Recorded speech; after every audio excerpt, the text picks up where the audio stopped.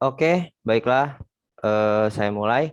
Assalamualaikum warahmatullahi wabarakatuh. Selamat siang semuanya. Waalaikumsalam warahmatullahi Waalaikumsalam wabarakatuh. warahmatullahi wabarakatuh.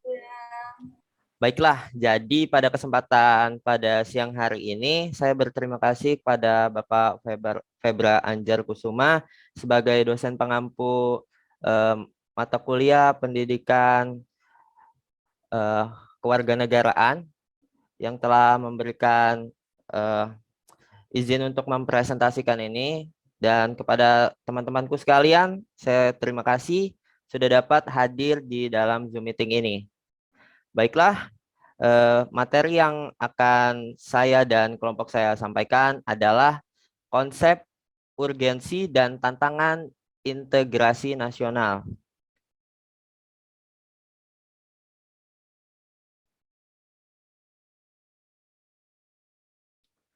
Sebelumnya, saya akan memperkenalkan kelompok saya. Yang pertama ada saya sendiri, Topan Andrian Putra, dengan NPM 21733.027.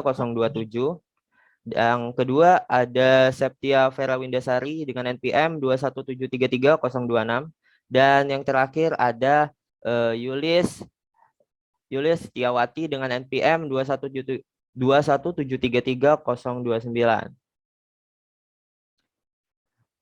Yang pertama, integrasi nasional. Integrasi nasional menurut Kamus Besar Bahasa Indonesia atau KBBI, integrasi memiliki arti pembaruan sampai menjadi satu kesatuan yang bulat dan utuh, sedangkan arti kata nasional berarti bangsa. Integrasi nasional adalah proses persatuan wilayah yang di dalamnya terdapat sebuah perbedaan.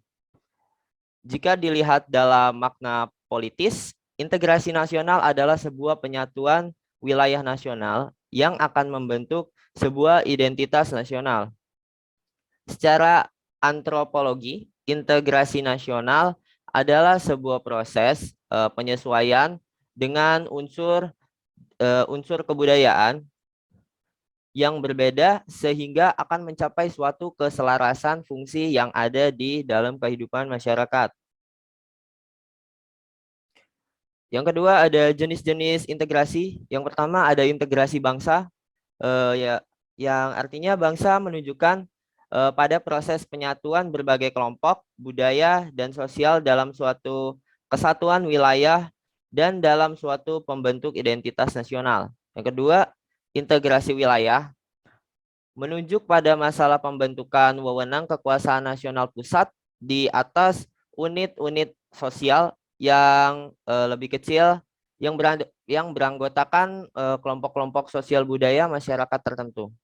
Yang selanjutnya ada integrasi elit massa, menunjukkan pada masalah perhubungan antara pemerintah dengan yang diperintah, mendekatkan perbedaan-perbedaan mengenai aspirasi dan nilai pada kelompok elit massa. Yang selanjutnya ada integrasi nilai, menunjuk pada adanya konsensus terhadap nilai yang minimum yang diperlukan dalam memelihara tertib sosial. Yang selanjutnya ada integrasi tingkah laku, menunjuk pada penciptaan tingkah laku yang terintegrasi dan yang diterima demi mencapai tujuan bersama. Pembahasan selanjutnya akan disampaikan oleh anggota kelompok saya, yaitu Yulis Setiawati.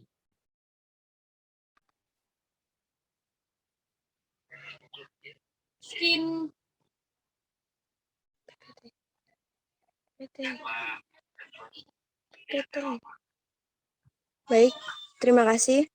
Materi yang selanjutnya yaitu disintegrasi. Disintegrasi dapat diartikan ketidakpaduan, keterpecahan di antara unsur-unsur yang ada. Disintegrasi dapat menimbulkan konflik atau perseteruan dan pertentangan. Disintegrasi bangsa adalah memudarnya kesatupaduan antar golongan dan kelompok yang ada dalam suatu bangsa yang bersangkutan. Gejala disintegrasi merupakan hal yang dapat terjadi di masyarakat. Masyarakat suatu bangsa pastilah menginginkan terwujudnya integrasi. Namun, dalam kenyataannya, yang terjadi justru gejala disintegrasi. Disintegrasi memiliki banyak ragam, misalnya pertentangan fisik, perkelahian, tawuran, kerusuhan, revolusi, bahkan perang.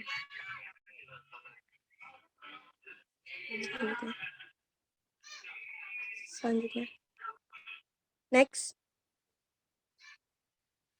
Selanjutnya ada tujuan adanya integrasi nasional. Yang pertama, membuat kehidupan di lingkungan masyarakat yang tentram. Yang kedua, mengupayakan kenyamanan kehidupan masyarakat. Dan yang ketiga, membentuk sebuah budaya baru. Selanjutnya.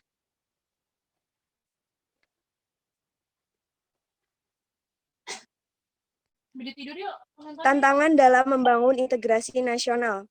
Yang pertama ada dimensi horizontal, yaitu tantangan yang ada berkenaan dengan pembelaan horizontal yang berakar pada perbedaan suku, agama, ras, dan geografi.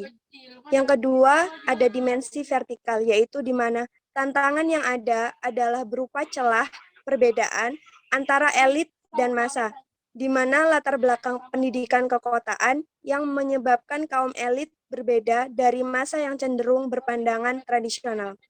Materi yang selanjutnya akan dipresentasikan oleh teman saya, yaitu Septia Ferawindasari. Dipersilahkan.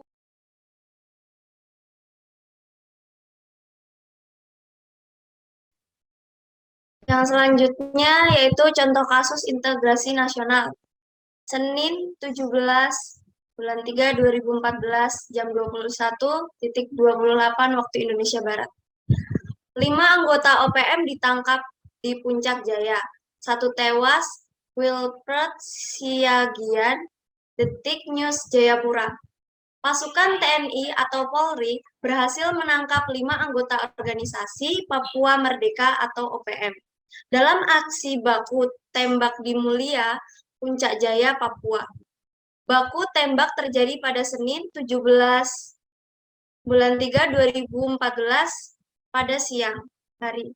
Kepala Kepolisian Daerah Papua Irjen Pol Tito Karnavian kepada wartawan di Jayapura membenarkan ada penangkapan terhadap 5 kelompok bersenjata di Mulia, Kabupaten Puncak Jaya tersebut. Menurut Tito, dari kelima orang tersebut, 1 orang diantaranya tewas akibat terkena timah panas, sedangkan kedua lainnya terkena tembakan di bagian kaki dan sekarang dirawat di Rumah Sakit Bayangkara, Polda Papua. Sementara 2 orang lagi sudah berada di Mapolda Papua untuk menjalani pemeriksaan. 5 orang berhasil dilumpuhkan, 1 meninggal, 2 luka sekarang dirawat di RS Bayangkara Jayapura, dan 2 orang sudah ditahan di Polda, ujar Tito.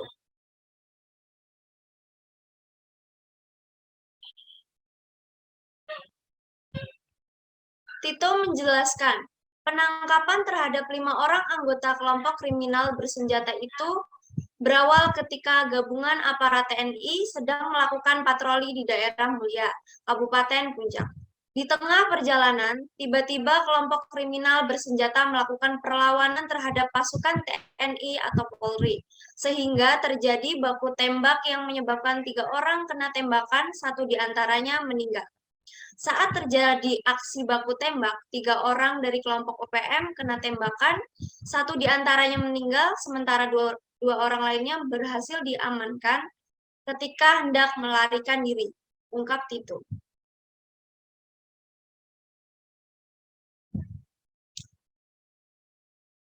Kemudian kesimpulannya adalah integrasi adalah sebuah sistem yang mengalami pembauran hingga menjadi suatu kesatuan yang utuh.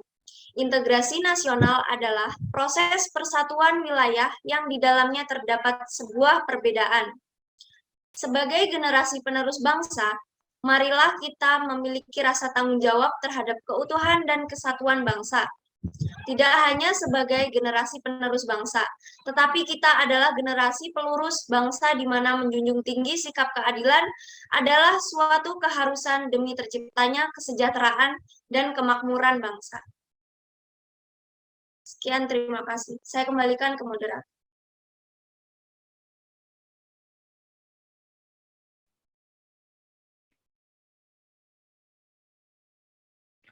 Oke, baiklah. Sekian presentasi dari kelompok kami yang dapat kami sampaikan. Kurang lebihnya kami memohon maaf. Untuk teman-teman yang ingin menanyakan sesuatu, boleh menanyakan kepada kelompok kami. Oke, baik. Kepada teman-teman yang ingin bertanya, silakan.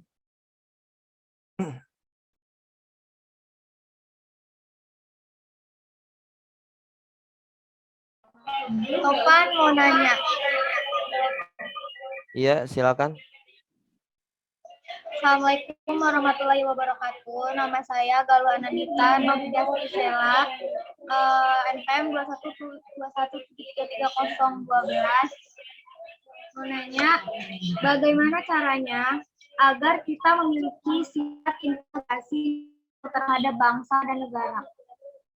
Oke, baik. Terima kasih. Sama-sama.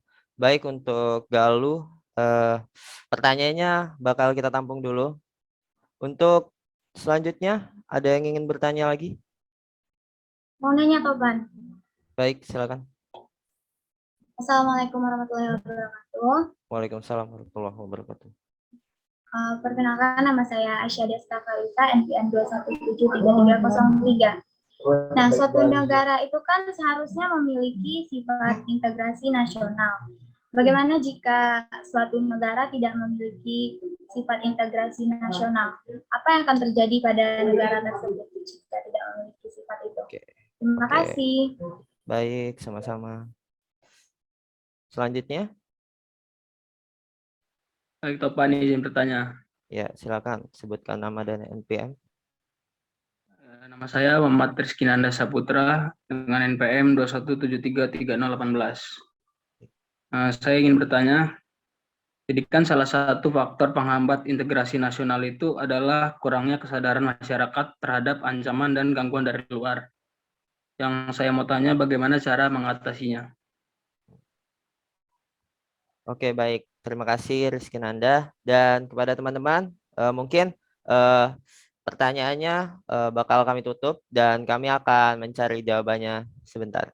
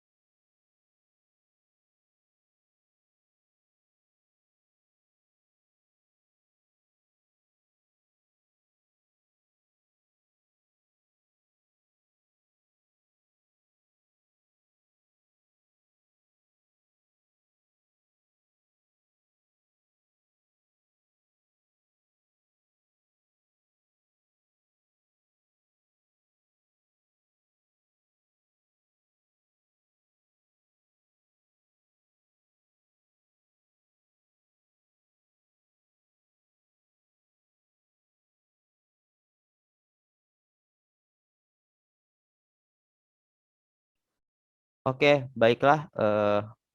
Sebelumnya saya akan menjawab pertanyaan dari Galuh Anandita. Pertanyaannya adalah bagaimana jika suatu negara tidak memiliki sifat integrasi? Betul begitu? Betul. Oke. Jika suatu negara tidak memiliki integrasi,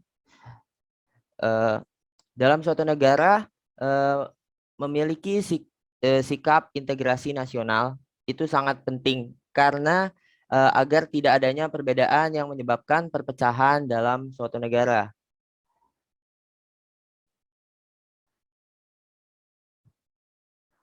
Itu saja. Mungkin ada yang mau menambahkan?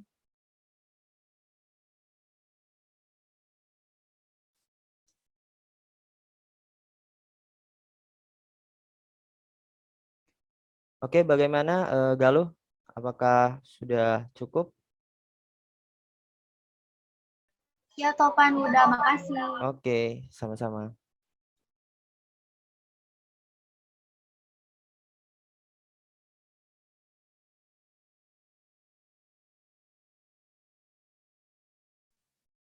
Baik, saya akan menjawab pertanyaan dari Asya Dusta Faksa.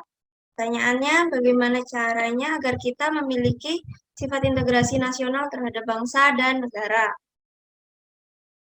Caranya yaitu dengan cara menghargai perbedaan yang ada pada suatu negara dengan tidak membeda-bedakan suku, ras, agama, dan budaya agar terciptanya keserasian dan keselarasan secara nasional. Bagaimana, Asya? Apakah cukup?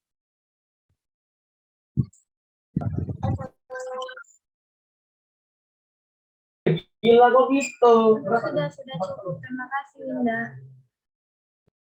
Apabila teman-teman ingin menambahkan.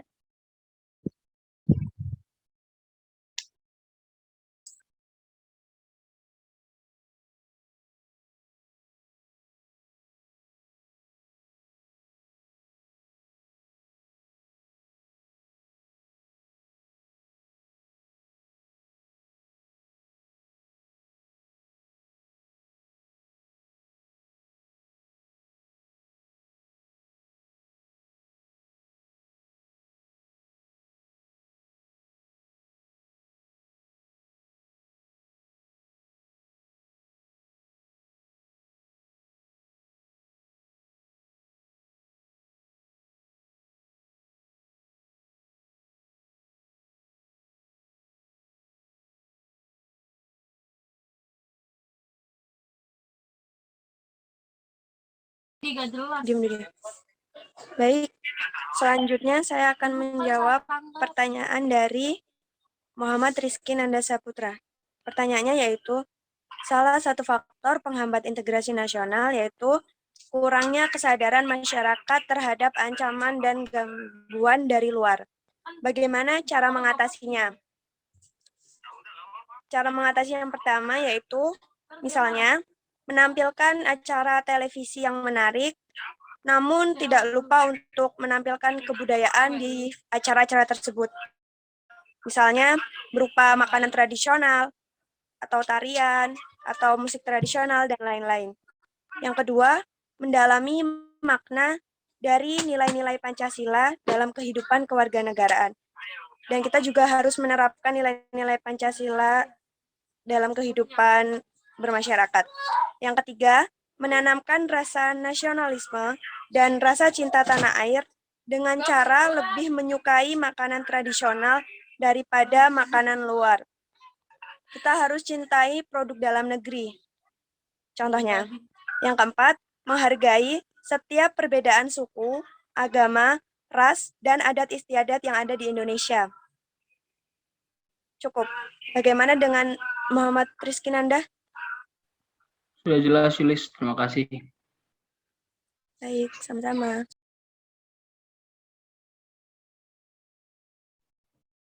Oke, baiklah. Mungkin tadi ada sedikit salah tulis untuk pertanyaan agak terbalik di Asya dan Galuh. Saya meminta maaf sebesar-besarnya. Oke, mungkin sudah cukup sekian presentasi yang dapat saya sampaikan. Kurang lebihnya saya mohon maaf. Saya akhiri. Wassalamualaikum warahmatullahi wabarakatuh. Waalaikumsalam warahmatullahi wabarakatuh. Waalaikumsalam. Baiklah, saya kembalikan ke Bapak Febra.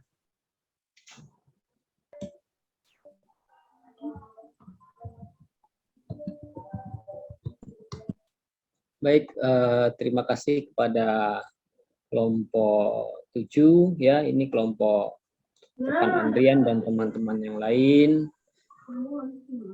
Dengan temanya tadi adalah mengenai integrasi nasional ya. Integrasi itu kan ya dengan berbagai macam unsur yang ada, dengan berbagai macam latar belakang yang ada, kita bisa bersatu. Nah, itulah integrasi, integrate. Kita selalu diingatkan bahwa kita itu jangan sampai terjadinya disintegrasi, perpecahan. Ya, disintegrasi itu kan perpecahan. Jadi selalu diingatkan itu. Kenapa? Karena kita ini multi etnis, multi suku, multi culture, multi agama, multi. Kita itu bangsa yang sangat multi sekali. Ya, latar belakang kita juga berbeda-beda. Anda yang orang Jawa pun, Jawa itu dibagi menjadi berapa saja, misalnya kan begitu. Yang Lampung juga begitu. Ya, itu hanya perkara satu suku. Ya, begitu juga agama. Yang Islam juga background-nya juga ada organisasi A, B, C, D, kan begitu. Ya, jadi itu menjadi anugerah bagi kita sebenarnya jika kita bisa mengelola itu. Karena tidak ada bangsa yang memang semulti kita, sekompleks kita. Harusnya itu kalau jadi warna itu warna-warninya luar biasa Indonesia ini. Harusnya kalau menjadi karya seni musik itu pun nada-nadanya juga tidak monoton, indah sekali kalau memang diperdengarkan. Kan begitu. Nah, itulah selalu kenapa kita diingatkan mengenai integrasi nasional. Ya, kita harus bersatu di situ. Integrasi nasional itu ada di sila ketiga Pancasila. Itu implementasi sila ketiga Pancasila. Ya, jadi kita selalu diingatkan mengenai integrasi nasional. Integrate, kita itu bersatu. Ya, bukan apa sukumu, apa agamamu harusnya tanyanya. Tapi yang ditanyakan adalah mahasiswa itu apa prestasimu. Kan begitu. Ya, siapa yang paling berprestasi? Ayo kita berlomba-lomba di situ. Bukan ribut masalah apa sukumu, apa agamamu. Itu harus benar-benar digarisbawahi dengan baik. Ya, jadi prestasilah yang kita kita tonjolkan, ya, kita naikkan, kan begitu. Ya, berbicara mengenai integrasi nasional pada tahun 1998, 1999, ya, pada waktu itu adalah baru-barunya era reformasi, ya, mengenai integrasi nasional, yaitu ada lepasnya pada waktu itu adalah Timur atau Timur Leste. Itu juga menjadi pembelajaran bagi kita semua. Ya, jadi ketika Timur itu merdeka, diberikan referendum, ya, mereka merdeka. Sampai detik ini pun mereka menjadi negara termiskin di dunia, masuk dalam jajaran negara termiskin di dunia. Artinya apa? Memang tidak semudah itu ketika kita lepas dari pangkuan Ibu Pertiwi. Kita lepas dari NKRI, terus kita akan maju begitu saja. Tidak semudah itu. Begitu juga pada waktu itu masuk dari era Orde Baru kepada era reformasi. Ada masa transisi di situ. Ya, oke, itu ada dinamika politik di situ. Ada kegaduhan politik di situ. Ya, tapi ini sudah berapa tahun, ingat. 20-an tahun lebih kita. Juga belum maju-maju.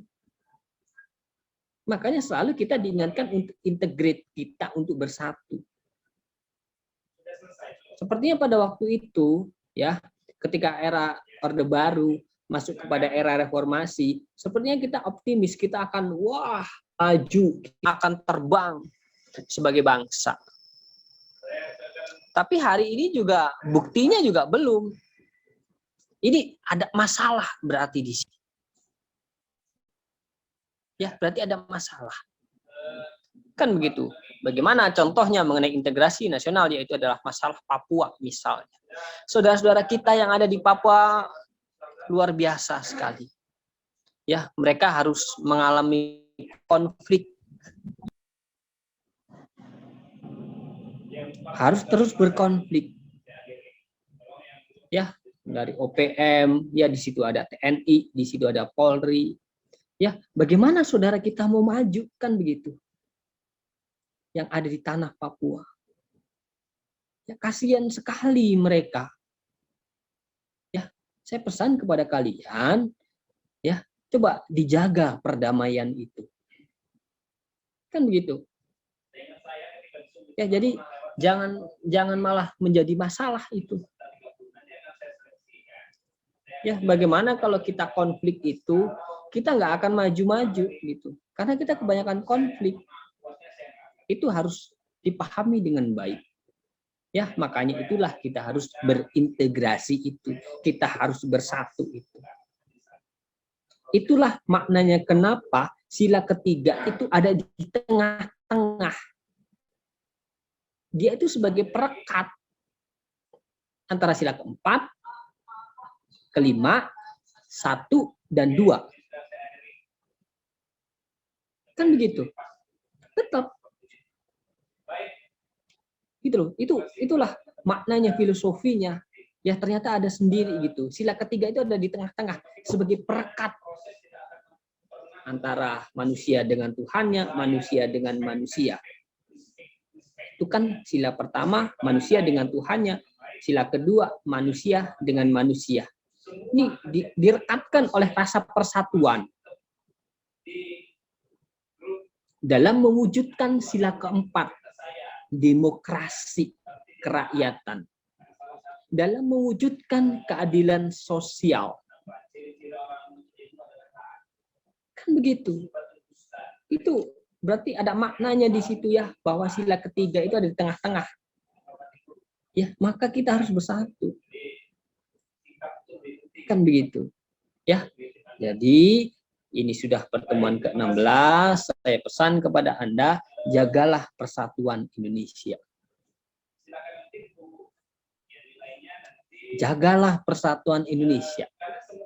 Ya, dengan cara apa? Anda berprestasilah sebanyak mungkin, semaksimal mungkin. Jangan bermasalah. Ingat, jangan bermasalah. Kan begitu. Ya, saya butuh prestasi Anda ini. Ya, dalam pembelajaran daring ini saya tidak mau ya ketika nanti ada yang mengatakan mahasiswa ketika pembelajaran daring itu attitude-nya tidak baik, saya tidak mau. Yang tidak baik itu mahasiswanya, bukan pembelajaran daring. Ya, ini sama gitu. Ketika Anda di kelas, ketika Anda ngobrol, saya tegur. Kelas kita hari ini ada di Zoom, room Zoom. Itulah kelas kita. Bukan dalam artian di room Zoom ini Anda bisa bebas melakukan segala hal dengan tidak fokus dan konsentrasi dalam pembelajaran. Itu salah. Ya, saya pesan sekali gitu loh. Jadi era pembelajaran daring ini jangan membuat Anda itu berubah dalam belajar. Ini hanya beda tipis dari luring ke daring. Ini hanya beda tipis, sekali lagi saya katakan. Ya, segala sesuatunya sama gitu loh. Kedisiplinan saya ingatkan ya, dari sebelum pukul 13.00 saya ingatkan Anda untuk mengisi daftar hadir dan lain sebagainya. Kan begitu. Ya, saya ingatkan ketika Anda mengikuti perkuliahan, saya ingatkan aturannya di pertemuan 9 bahwa tadi ditemukan bahwa si kadek ya kan sambil di jalan kuliah.